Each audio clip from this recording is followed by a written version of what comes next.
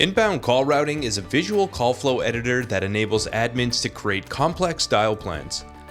You can create as many call flows as needed, and they're routable either from an external caller using a DID or internally using either a DID or local extension. Call flow sequences are built using widgets from the various community features and destinations that accomplish various tasks and routing behaviors. Here's an overview of some of the main capabilities.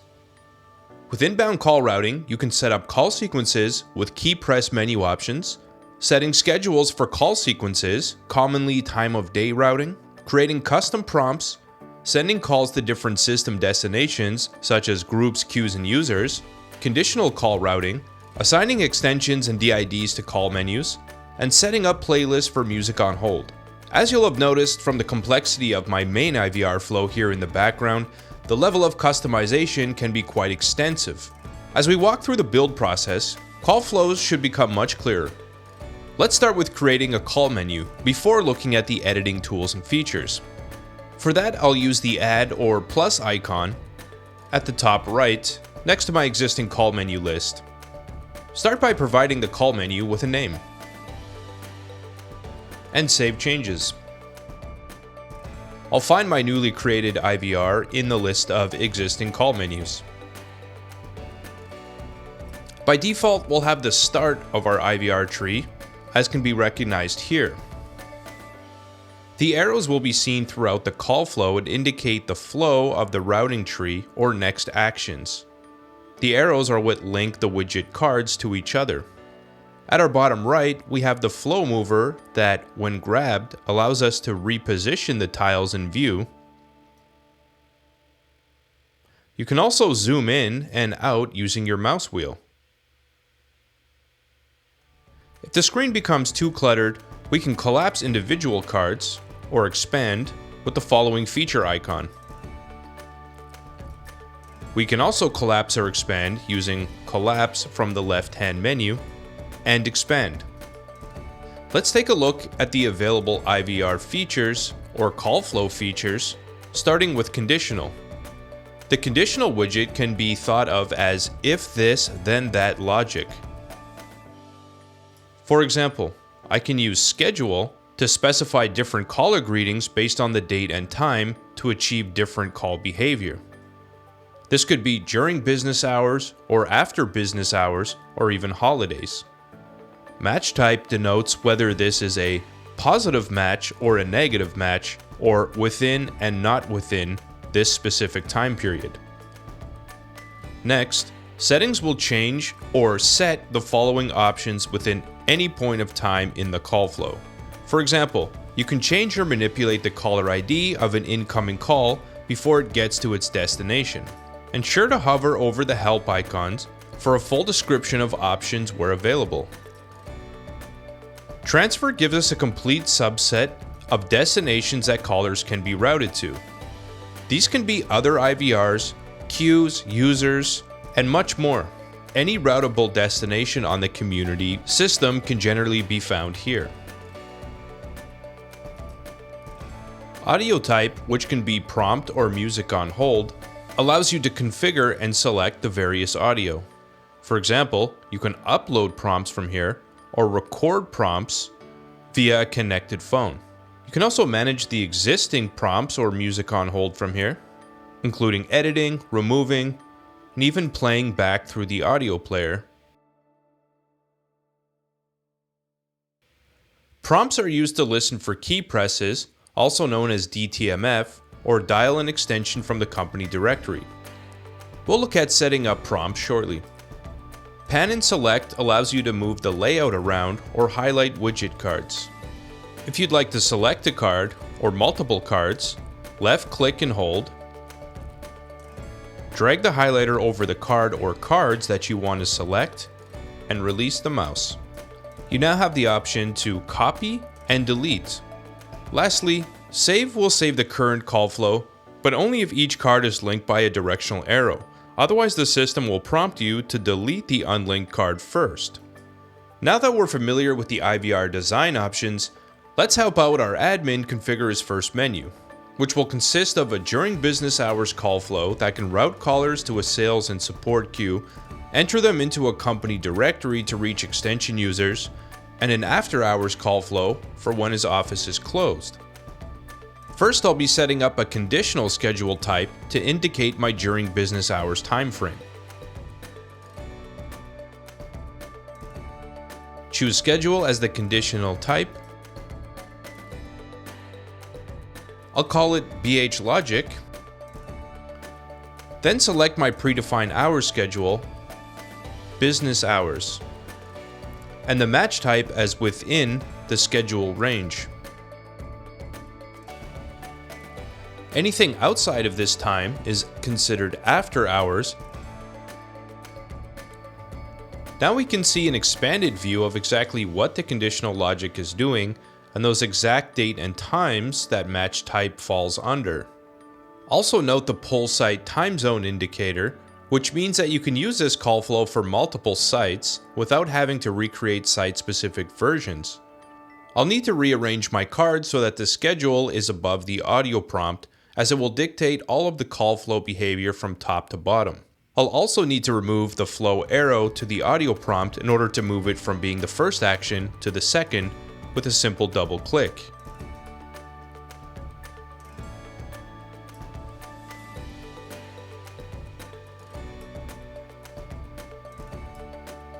Since we're creating a during business hours menu, we want our time of day schedule to trigger a true condition before going to our prompt. On the starting card, I'll need to drag the arrow with the left click of the mouse from the blue star.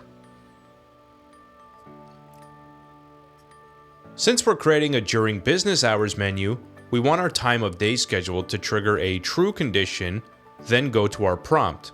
Depending on the card type or widget type, you'll have true or false arrows to indicate the next behavior.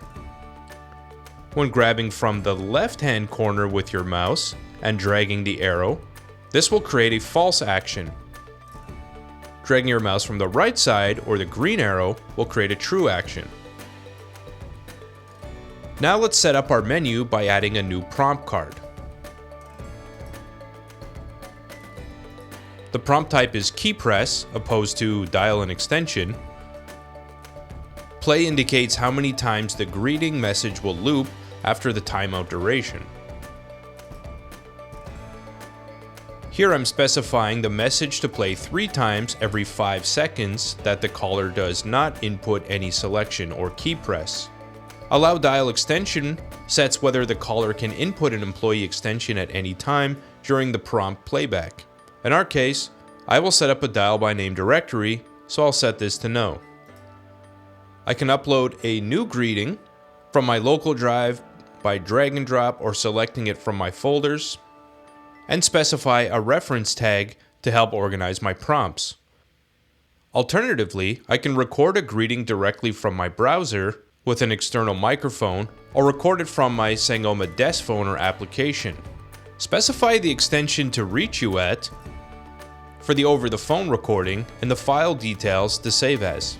In my case, I already have my greeting audio uploaded, so I'll locate it in the prompt list below. Okay, up next are our actual key press options. Remember, we want 3 options, which will be 2 queue transfers and a dial by name directory, so I'll select digits 1 to 3. Now I can save changes. Now we have our 3 DTMF options as outlined in red, and we'll need to create our transfer group actions. Click transfer. My transfer type is queue, although if you don't have a call center license, you can use a ring group. I'll name it sales and select my queue. Choose an optional submenu to provide callers with a message or other menu options on entry. Toggle callback if you want to prompt callers with the ability to provide a callback number, which allows the caller to hang up while the system holds their place in line and will return their call once their position has been reached. Ring type is either a ringing sound or music on hold, which is taken from the default music on hold from company settings, or you can set the audio playlist by first setting up an audio widget card before the queue transfer card. When the timeout threshold is met, the caller will be brought to the no answer step in the call flow. Now we'll simply use the copy-paste tool to clone our prompt for the support queue. Click Select from the menu options, opposed to Pan, which allows you to reposition. Then click and drag the highlighter over the card that you want to copy. In this case, our sales card. Once outlined with dashes, go back to the menu and click Copy, then Paste. Now let's click the Edit pencil and rename the card, denoting the support queue, and my queue type is support. Now you'll likely need to rearrange your card tiles as you go. For my final key press option, I'll use transfer and the transfer type directory. I'll keep the default name and the name order if the directory lookup will be by first name or last name. Now that we have our 3 destinations, we can assign our key presses. Left click on the first outline option with your mouse and drag the arrow up to sales. Repeat the process for the remaining 2 key presses.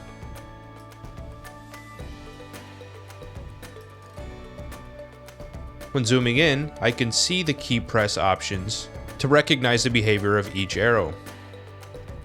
For our last step, I'm going to configure a voicemail box to handle all after-hours calls. I'll use the audio widget to play the after-hours message to the caller by selecting Message as the audio type,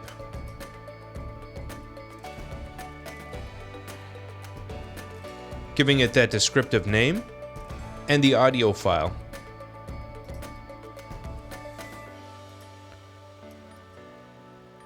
Next is a transfer type card mailbox. Under Transfer Mailbox, call it After Hours Voicemail, and the mailbox to handle the messages. Now we'll need to complete the call flow order using our directional arrows. Since we're going to the business hours schedule on entry, then the voice prompt, we'll need to link our key press digits after the message is played. From the voice prompt, I'll connect the arrow to the digit press menu. Now when the time schedule is false, we want the caller to go to our after hours message, so we'll drag from the left corner, meaning the condition is false, and after the message, it'll go to our voicemail. Here are a few additional insights to know when creating IVR menus. You'll not be able to save an IVR without first linking all cards together using the flow arrows or without configuring action behavior, such as with the prompt key press destinations. At multiplex call flows, it can be difficult to understand at a glance the path taken that links one card to another. There's a convenient feature in the IVR editor that helps with just this. Double-click on the tile card that's higher up in the routing tree. Then the tile that you need call path information on.